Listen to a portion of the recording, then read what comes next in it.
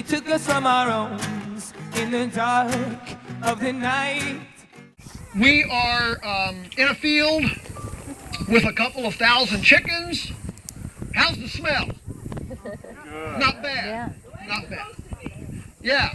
So one of the things that we say is that good farming should be aesthetically and aromatically, sensually romantic. If you if you have to put on a hazmat suit and walk through sheep dip to go visit your food, you might not want to eat it.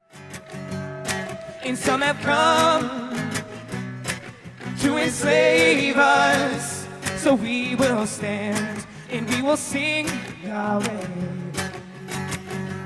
Yahweh, Yahweh, Yahweh, Yahweh, Yahweh, Yahweh, Yahweh. From our homes in the dark of the night, the prophecy unfolds into the left and women right.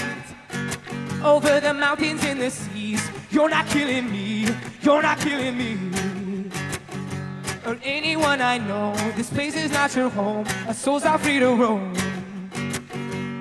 See, they have come to take us, but we have come to seek our names.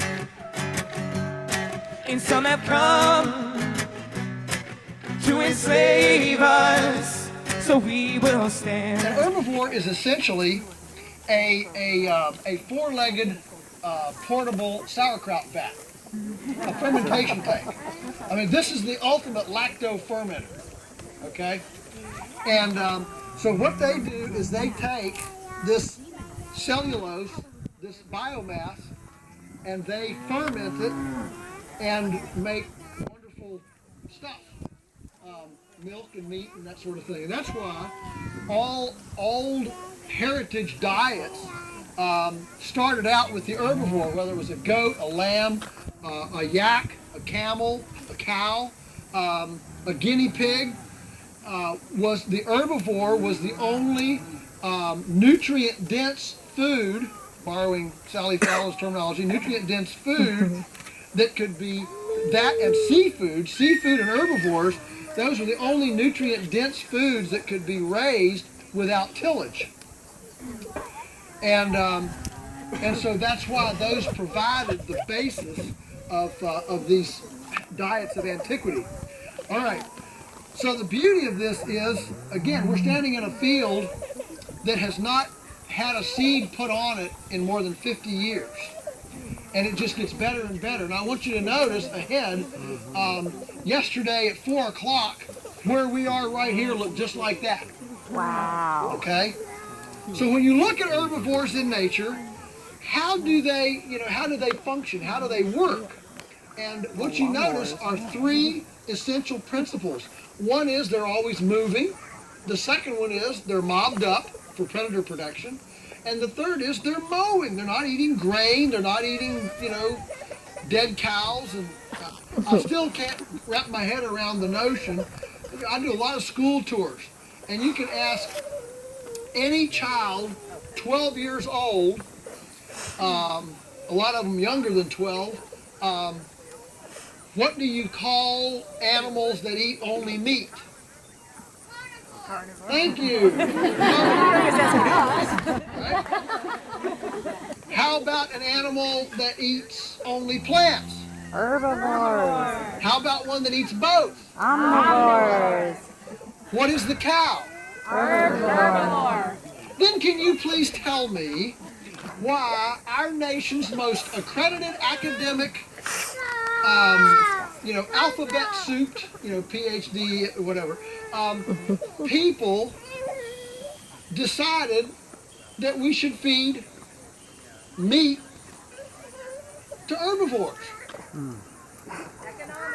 Doesn't make any sense, does it? No. I mean, any 12-year-old can tell you that an herbivore doesn't eat meat. So we didn't adopt that practice for 30 years ago when they started doing it. We didn't adopt it because we hated the USDA or because we were anti-science or anti-progressive or not innovative.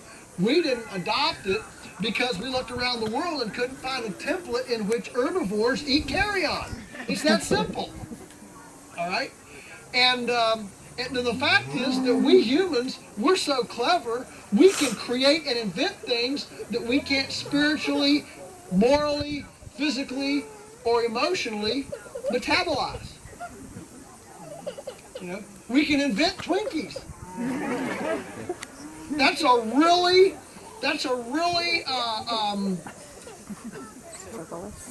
scientific thing.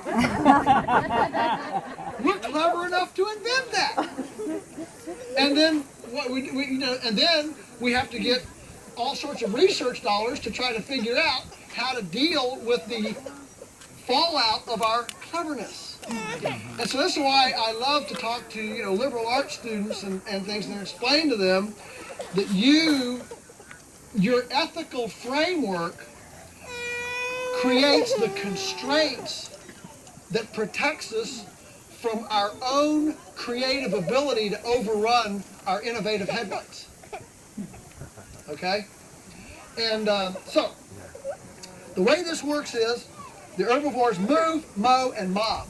And so all we're doing is taking that moving, mobbing, mowing template using high-tech electric fencing, because we don't have fire, and we don't have wolves and predators and lions, and we duplicate that template on a domestic commercial model.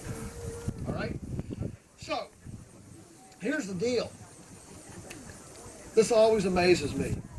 A blade of grass. Did you know that 100 pounds of that is only 5 pounds of soil? If I had 100 pounds of this, in a bag, 95 pounds of it is sunlight.